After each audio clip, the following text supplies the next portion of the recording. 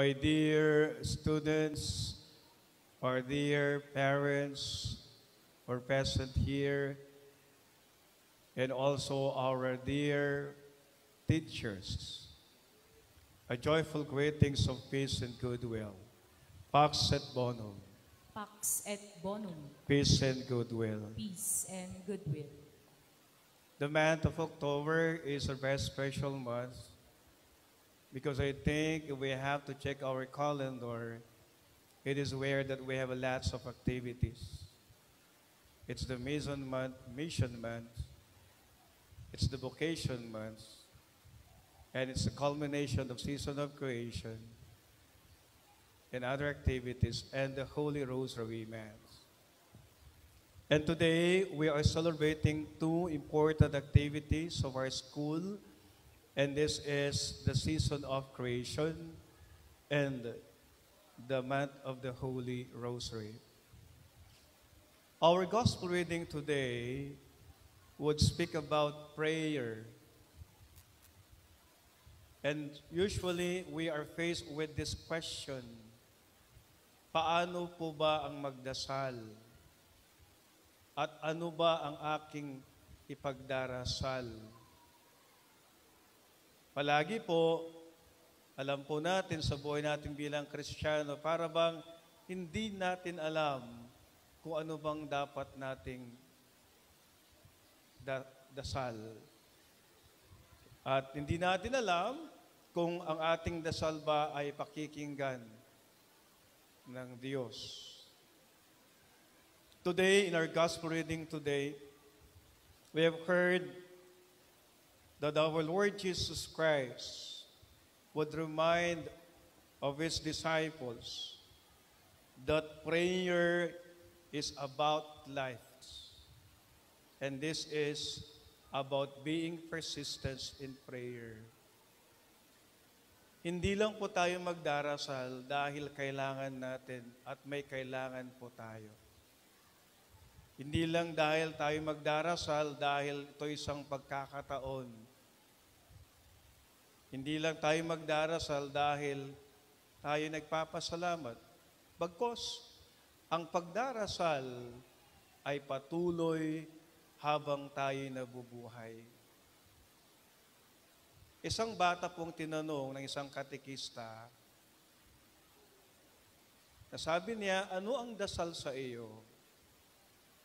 At ang batang ito sumagot, nasabi niya, ang dasal ay parang hangin at pagkain.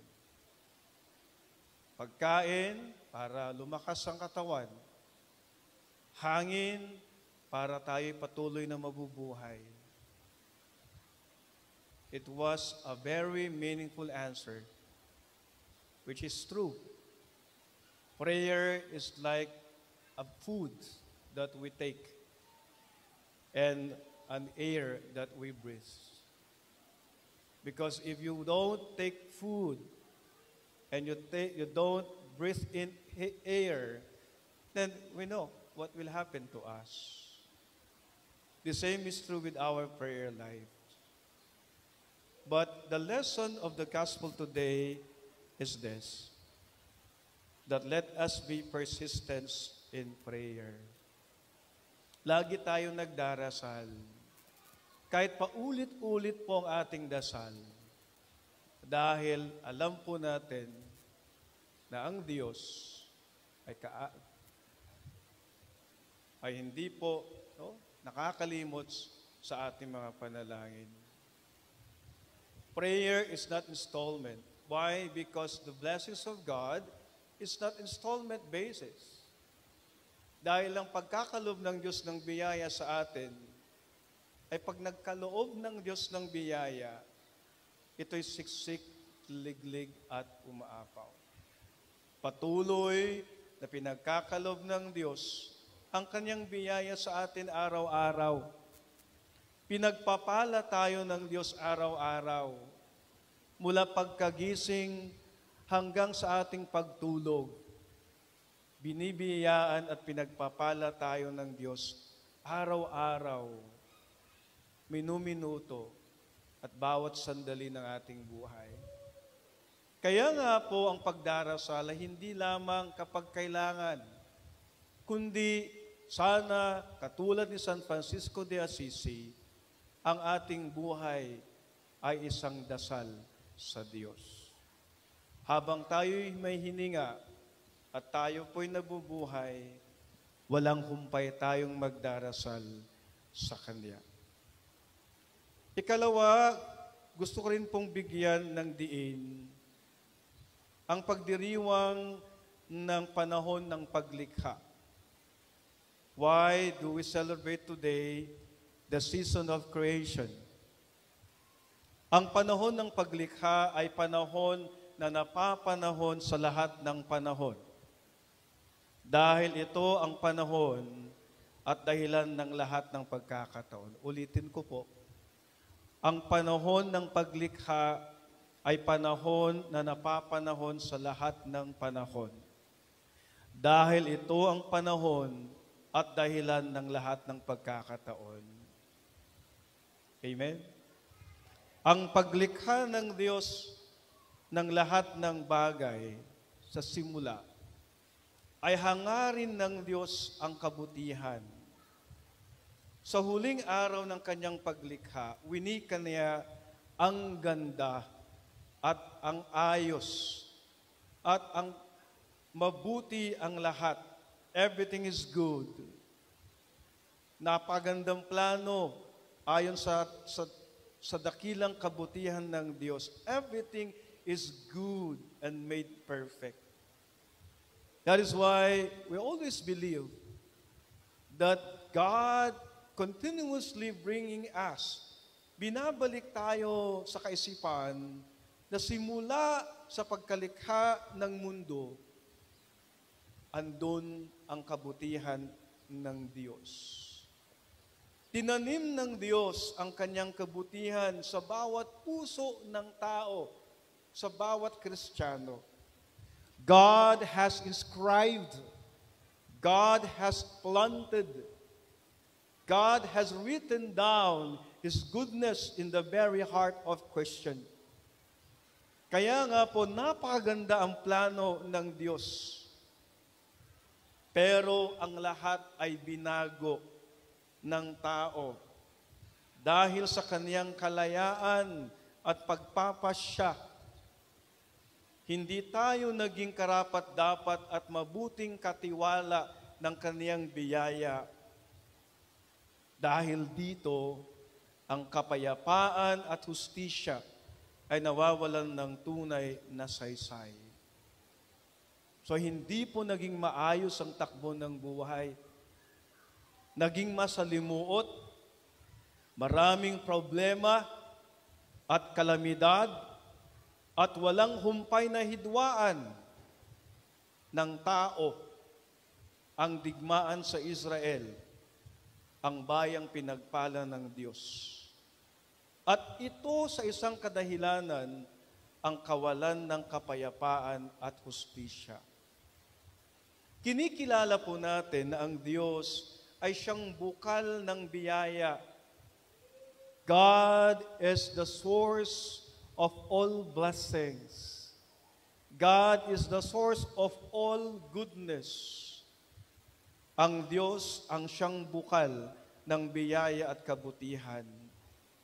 Muli pinapaalala sa atin na bumalik sana tayo sa dating kaisipan, pagtanto sa dating pamumuhay na may diwang pagiging responsableng katiwala o responsible stewards ng Diyos.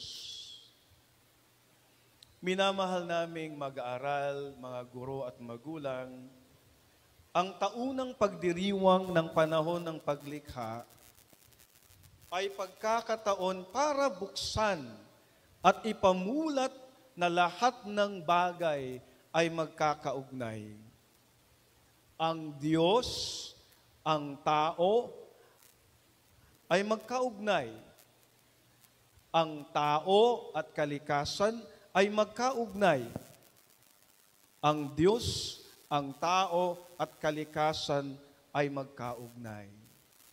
So, lagi po nating iisipin po yun. magkaugnay ang tao, magkaugnay ang Diyos at ang kalikasan. Amen? That is why you see, the very life of Saint Francis of Assisi is because he knew that everything is connected. Kaya nga po si San Francisco de Assisi, ang tawag niya sa buwan ay brother. Ay sister pala. Sister moon. Ang tawag niya sa sun ay brother. Brother sun. Sister moon. At ang mga lahat ng likha ng Diyos ay He would treat them as if sila'y kanyang mga kapatid.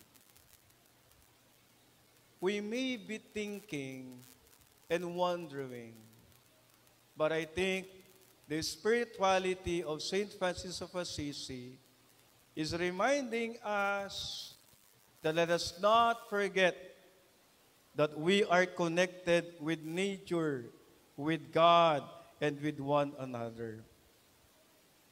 Kung aalagaan mo ang kalikasan, aalagaan ka niya din. Amen? Let us try to remember this. If you take good care of Mother Nature will take care of you too. Bibigyan ka ng pagkain, bibigyan ka ng sariwang hangin, bibigyan ka ng puno na pagsisilungan sa panahon ng tag-init. It's true. If you don't take good care of Mother Nature and you don't plant trees, what will happen to the future generations? We know that we see the extinction and the death of thousands if we don't care our Mother Nature. Kapag wala tayong pagmamalasakit sa mga ito, darating. Okay? Lagi po nating iisipin, ang buhay ay isang biyaya na pinagkaloob ng Diyos. Ang lahat ng bagay ay tanda ng buhay ng Diyos sa atin. Ang ilog, ang karagatan, ang kabundukan at bukirin, ang mga tanim at lamang dagat ay tanda ng buhay ng Diyos sa atin. Kaya nga ang mga magsasaka, ang lupa sa kanila at bukirin ay buhay. Ang mga takabundukan, ang bundok sa kanila ay buhay. Ang mangingisda, ang ilog at karagatan ay buhay sa kanila. That's why they take good care of those things. Because if they take good care of those things, they will take good care of them too. Kaya kapag wala po tayong pagmamalasakit sa mga ito, darating ang araw, wala rin silang pagmamalasakit sa atin. Ika nga ang Diyos ay mapagpatawad. Ang tao minsan nagpapatawad, pero ang kalikasan sa bangis ng kalamidad, kailanman hindi magpapatawad. God always forgives. Man sometimes forgives. But nature, in the wrath of nature, He will never forgive. Naway, ang pagdiriwang natin ng panahon ng paglikha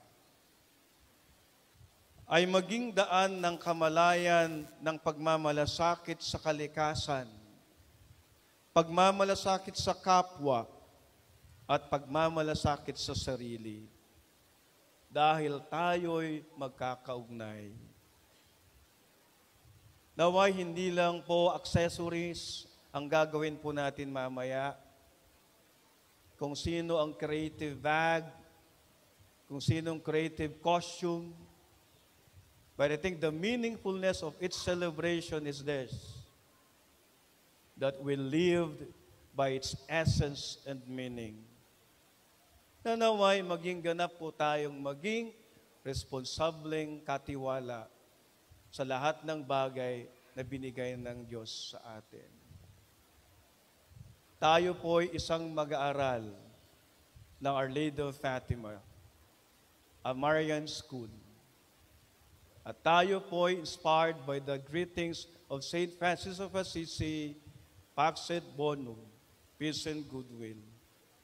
Sana po sa inspirasyon ng ating mahal na Inang Maria at ni San Francisco de Assisi, ay maging ganap tayong karapat-dapat at mabuting katiwala sa biyaya ng Diyos at ng Kanyang kalikasan. Amen. Please